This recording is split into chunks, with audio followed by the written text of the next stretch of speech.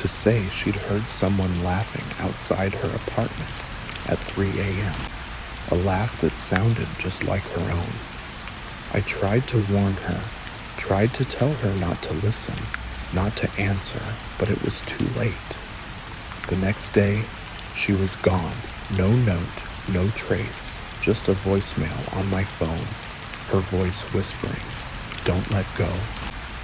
The officer called me again, her voice raw with exhaustion. "It's spreading, Jim.